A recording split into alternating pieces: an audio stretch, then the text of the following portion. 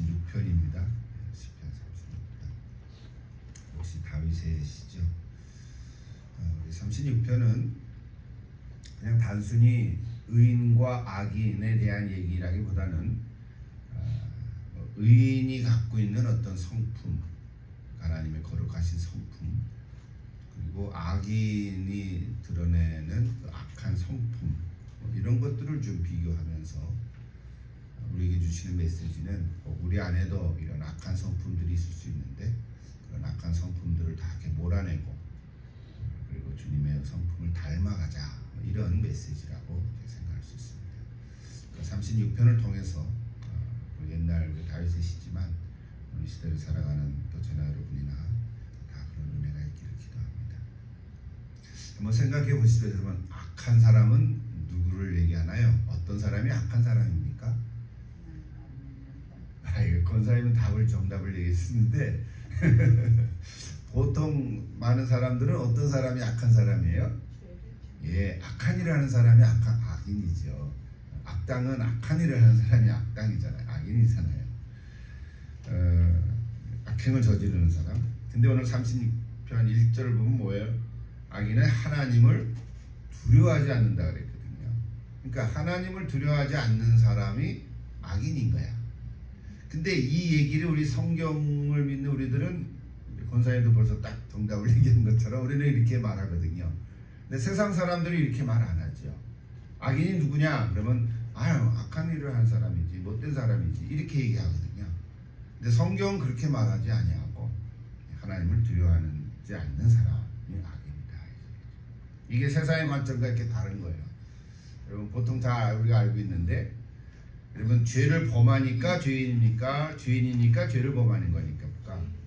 예, 우리는 죄인이니까 죄를 범하는 거죠. 이게 성경의 관점이거든요. 이거 놓치면 안 되죠. 근데 세상 사람들은 뭐예요? 죄를 범하니까 죄인인 거지.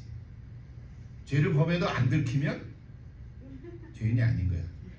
안 들키면. 그러니까 들킨 죄야.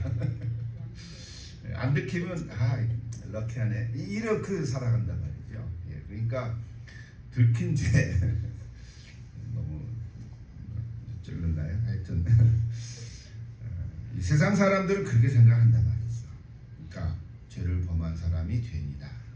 근데 우리는 죄인이니까 죄를 범하는 거지 라고 우리는 생각하는 거죠. 이게 성경의 관점입니다. 그래서 이걸 왜 이렇게 나눠지냐? 세상 사람들과 대화할 때 이게 힘든 거예요. 왜? 평행선을 가니까. 평행선을 가잖아요. 우리는 죄인이니까, 죄를 지으니까 하나님 나를 용서해 주세요, 이렇게 나가야 되는 건데, 나 죄 안 졌어, 나 죄인이 아니야, 악한 일을 나 한 적 없어, 이렇게 생각하거든요. 이게 평행선이라고. 근데 그 핵심이 뭘까요? 핵심이 어디에 있냐면, 누가 나의 주인인가, 여기서부터 시작하는 거예요. 누가 내 인생의 주인인가. 뻔하죠. 하나님 믿지도 않고 하나님을 두려워하는 사람은 누가 주인이에요? 내가 주인. 내 인생의 주인이다. 오늘 우리는 하나님이 내 인생의 주인이지, 나를 만드시고, 예수 믿는 우리들은 예수님이 내 안에 계신데 예수님이 주인이지, 이렇게 이제 고백하는 거죠. 이게 이제 차이점이에요. 보통 같았으면 이제 이 시점에서 제 아내가 지은 찬양곡을 부를 타이밍인데, 오늘 보니까 주로 후반부에 있는 구절들로 이제 지어서 제가 앞에 부분을 먼저 좀 찾아보고 그다음 나중에 찾아보겠습니다. 자, 오늘 시편 36편은 크게 두 부분으로 나눌 수 있어요. 1절부터 4절까지 하나님을 두려워하는 악인과 그의 성품을 얘기하고요. 그 다음에 5절부터 이제 12절까지는 이제 의인의 그런 성품을 얘기할 수 있습니다. 자, 먼저 1절부터 4절까지 한번 읽어볼까요? 1절부터 4절까지 36편 1절부터 4절입니다.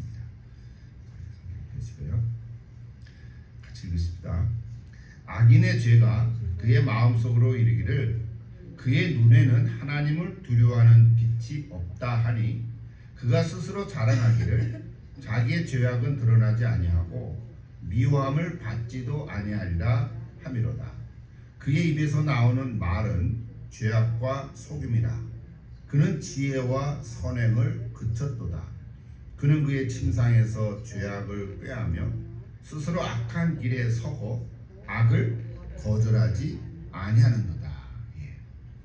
그러니까 악인 자체라기보다는 악한 사람에 나타나는 어떤 성품, 그 모습을 얘기하고 있죠. 자, 아까 얘기했처럼 악인은 주인이 자기이기 때문에 하나님을 두려워하지 않습니다.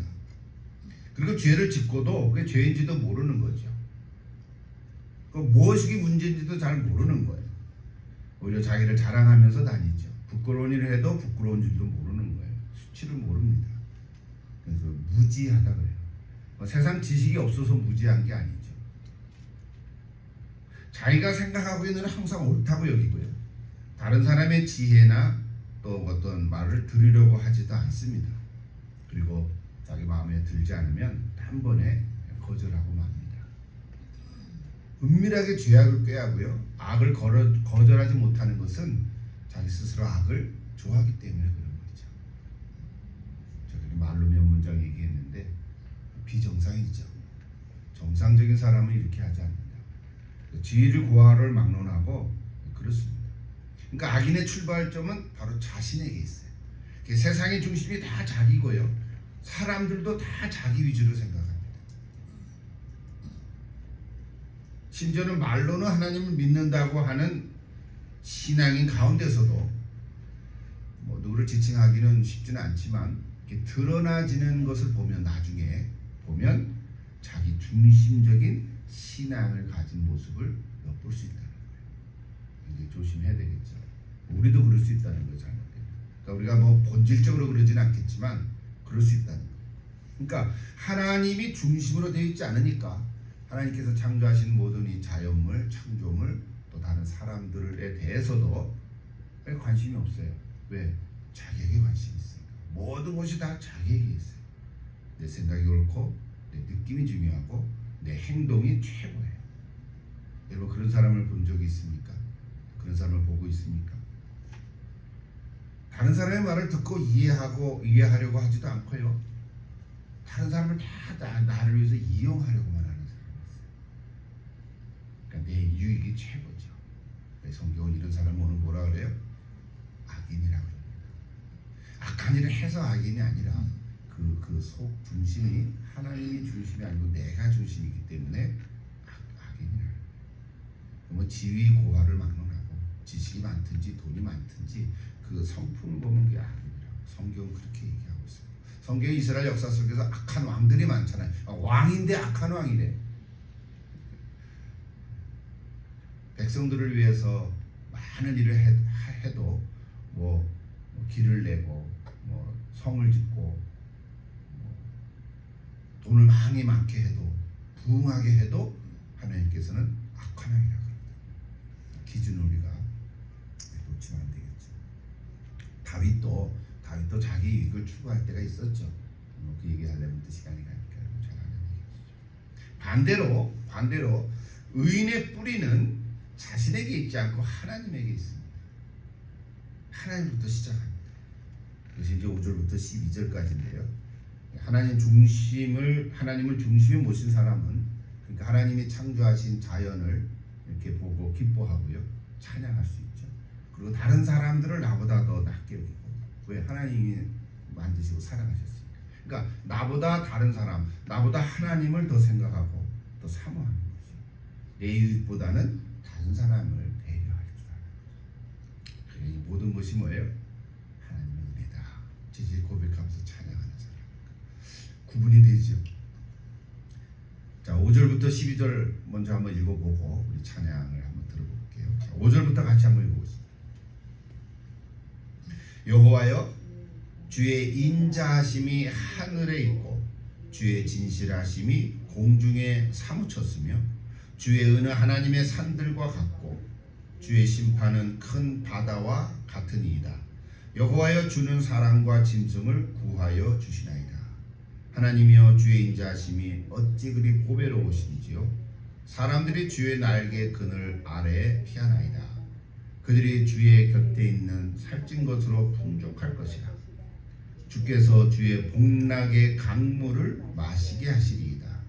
진실로 생명의 원천이 주께 있사오니 주의 빛 안에서 우리가 빛을 보리이다. 주를 아는 자들에게 주의 인자하심을 계속 베푸시며 마음이 정직한 자에게 주의 공의를 베푸소서. 교만한 자들의 발에 내게 이르지 못하게 하시며 악인들의 손이 나를 쫓아내지 못하게 하소서. 악을 행하는 자들이 거기서 넘어졌으니 엎드러지고 다시 일어날 수 없으리이다. 우리 아내들 좀 찬양을 한번 같이 불러볼까요? 37편인데요. 성경 가사 그대로 했는데 어렵지 않아요. 한 절만 불러보고 같이 따라보십시다.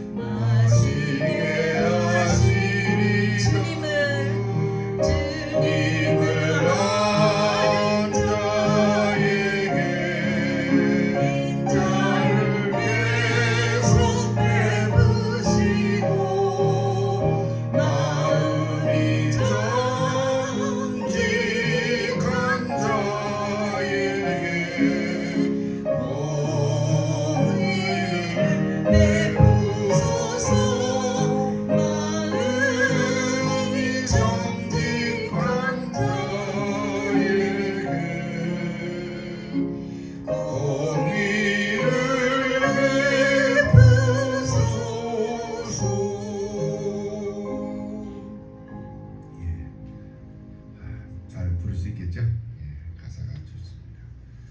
근데 막 저는 숨차. 숨을 쉬려고 벌써 그 다음 말로 넘어갔어. 그런 면에서 조금 어려워요. 예, 악보가 어려운 건 아닌데 재밌어요. 그리고 중간에 그 구절이 참 좋습니다. 20번에 보면 주의 복락의 강물을 마시게 하시리이다. 이따가 말씀하겠지만 그 음이 이렇게 한 음씩 내려가고 올라가고 그게 그 맛이 있어요. 반주를 해보세요. 그 주의 복락의 강물.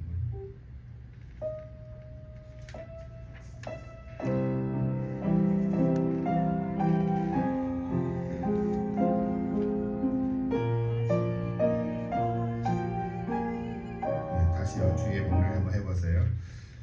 주의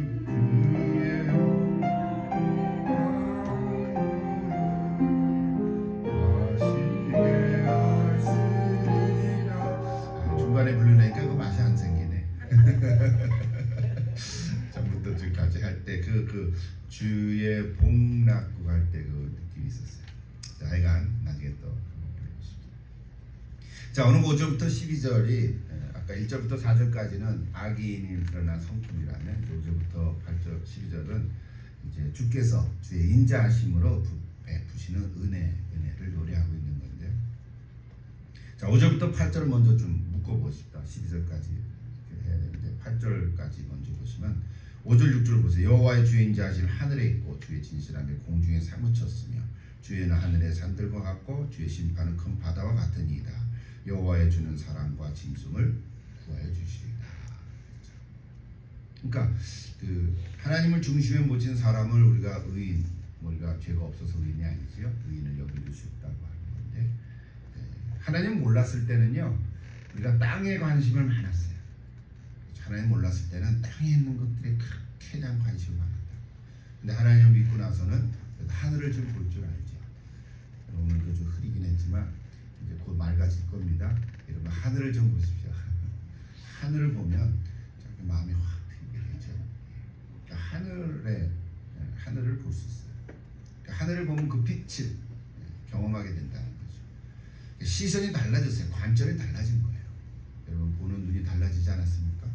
예수 믿고 체험하면, 성령 체험하면 늘 보았던 꽃 한 송이가 새롭게 보여지고요. 빗소리도 은혜가 돼요. 귀찮지 않고 이렇게 우리의 심령이 바뀌어지는 거죠. 시간이 많이 없었어요. 다 얘기 못하는데 특별히 8절 한번 보십시오. 자, 그 비결이 뭐냐면 8절 같이 읽어보십시다. 그들이 주의 집에 있는 살찐 것으로 풍족할 것이라. 주께서 주의 복락의 강물을 마시게 하시리이다. 36편을 뭐 일일이 다 이렇게 해야 되지만 늘 시간이 부족하니까 오늘 요 8절 하나 가지고 특별히 단어로 얘기하면 복락의 강물, 이 단어를 여러분 한번 좀 마음에 새기고 가면 될 것 같아요. 복락의 강물, 이런 말 잘 안 들어봤죠, 그죠? 복락의 강물이 뭐야? 번역을 그렇게 했지만 복락이라는 뜻이 뭐예요? 기쁨이라는 뜻이에요. 그냥 영어로 보면 delight거든요. The river of the, 그러니까 기쁨이 막 흘러 넘치는 거예요. 철철 흘러 넘치는 거예요. 여러분 기쁨이 좀 흘러 넘치기를 바랍니다. 아무 기뻐할 일이 있어야죠. 조금 기뻐하다가 또 생각하면 근심 걱정이 쌓이는데 그래도 근심 걱정이 있어도 기쁨의 그 강물이 너무 커서 막 흘러 넘쳐가지고 근심 걱정을 다 이렇게 덮어버릴 정도로 막 그런 의미인 거예요. 강물이 흘러 넘칩니다. 근데 여기 이 복락이라는 뜻은요 그냥 기뻐하는 게 아니라 최고의 기쁨을 얘기합니다. 최고의 기쁨. 히브리 단어 하나 얘기하죠. 아단이라는 단어 썼어요. 그 아다네카. 그래서 아다네카. 주의 복락. 그래서 아다네카인데 원래 아단이라는 단어예요. 근데 이 단어는 어디서 나왔냐면 창세기 2장 8절에 보면 에덴 동산 나오죠. 에덴. 이 에덴이라는 것도 히브리 단어예요. 에덴이라는 단어와 여기 복락, 아단이라는 단어와 같은 뜻이에요. 같은 단어를 썼어요. 오늘 에덴 동산을 우리가 알잖아요. 그 에덴 동산 사람 얼마나 기쁠까, 그죠? 마치 그런 거예요. 복락, 이렇게 에덴, 기쁨, 최고의 기쁨, 이런 최상의 것이라는 거죠. 강물이라는 거는 졸졸졸졸 흐르는 강물이 아니에요. 그냥 비가 좀 오면 흘렀다가 또 비가 안 오면 말라비틀어지는 그런 강물이 아닌 거예요. 나할이라는 단어를 썼거든요. 나할. 골짜기에서 내리치는 금물. 그냥 여러분 좀 안 좋은 거죠. 이렇게 폭우가 내리면 장마가 지면 막 강물이 그냥 구리쳐 흐르잖아요. 집도 떠내려가고 그렇잖아요. 그런 상상인 거예요. 그러니까 메마른 땅에 많은 양의 물이 쏟아내리는 것을 특별히 나할이라는 단어로 쓰기도 했어요. 히브리 단어 몰라도 괜찮은데 복락의 강물. 그러니까 에덴은 하나 기억하면 되겠죠. 그죠? 아단이라는 걸 썼어요. 나할. 그러니까 이게 뭐냐면 엄청나게 그런 넘치는 물로 강물로 흘러 넘치는 거예요. 이걸 이제 비유로 얘기한 거죠. 기쁨이 그렇다는 거예요. 하나님께서는 정말 부어주시는 그 은혜의 그물이 너무 커가지고요. 하나님의 은혜가 막 차고 넘치는 거예요. 상상하면 좋지 않습니까? 한순간이지. 뭐 이렇게 해서 생각하지 마세요. 나이가 들. 근데 이게 참 뭐예요. 나이가 들면 웃음이 많이 없어지는 것 같아요. 좀 그렇습니까? 전 아직 나이가 안 들어서 모르겠는데. 나이가 점점 더 들면 웃을 일이 많이요. 뭐 우습게 소리를 해도 안 웃고 말이죠. 그냥 씩 웃고 말아. 옛날에는 어렸을 때는 깔깔대고 웃었잖아요. 여러분 좀 깔깔대고 한번 웃어보세요. 그럼 미쳤다 그러나? 여러분 이게 하나님의 은혜가 넘치면 이게 넘치는 거예요, 진짜. 그러니까 작은 그 하나라도 너무 기뻐하는 거죠. 그런 얘기예요. 복락의 강물. 여러분 이 놀라운 은혜를 경험하면 내 속에 있는 더러운 것들이 다 씻겨 내려가는 거예요. 오물, 찌꺼기. 여러분 실제로 호수나무 그렇잖아요. 더러운 것이 다 씻겨 내려가요. 근데 쓸려 내려가는 건 좋았는데 다 씻겨 내려간 다음에 그 다음에 남아있는 게 더 더럽죠. 그거는 이제 우리 현실의 얘기지만 하나님의 은혜를 경험하면 기쁨이 막 그 강물이 흘러넘치면 내 속에 있는 이런 염려, 불안, 더러운 거 이런 거 다 씻겨내요. 그렇게 되기를 기도합니다. 그렇게 되면 좋겠습니다. 그러니까 하나님 중심으로 살아가는 사람 변화해 주시는 거죠. 내 삶의 상황이 힘들고 어려워도요. 너를 초월하게 만들고요. 감당하게 해주시고요. 또 승화시켜 주시고요. 내 눈을 뜨게 해주시는 거예요. 여기 오늘 그런 얘기 있죠. 내 눈을 뜨게 해주시는 거예요. 구절에 보면 그런 구절이 나옵니다. 메시지 성경으로 보니까 이 8절에 이런 말 썼어요. 주께서는 우리 잔에 에덴의 광천수를 가득 부어주십니다. 이제 피터스님이 아는 거야. 이 뜻이 뭔지를. 에덴이라는 단어를 끄집어 썼어요. 우리는 그냥 복락의 강물 이렇게 번역을 해서 끝났잖아요. 근데 이게 복락의 에덴이라는 뜻의 기쁨, 최고의 기쁨 얘기해서 메시지 성경 보니까 에덴에 그 다음에 강물이 광천수라고 번역을 흘러넘치는 거죠. 깨끗한 물이 흘러넘치는 거예요. 에덴의 광천수가 흘러넘치는 거예요. 할렐루야. 우리가 다시 에덴으로 들어가면 그런 기쁨이 있을 것입니다. 이 세상의 고생을 다 멈추고 정말 하늘에 가면 그런 에덴의 광천수가 흘러넘치고 하나님의 그 빛과 은혜로 가득 찬 것입니다. 근데 우리는 이 땅에 살지만 그런 것을 미리 조금 맛보는 것이죠. 그 맛보는 것 갖고 우리가 살아가는 거예요. 에덴의 광. 좋죠. 그 다음 9절부터 12절 보십시다. 시간이 벌써 갔어요. 자, 9절. 빛을 바라보는 인생이다. 그래서요, 내 소망이 이 세상에 있지 않고 예수님에게 있다. 고백하는 거예요. 삶의 터전이 무너지고 힘든 상황이 올지라도 내 주변의 상황, 어떤 문제가 나를 주관하지 않게, 나를 다스리지 않게. 그건 항상 있죠.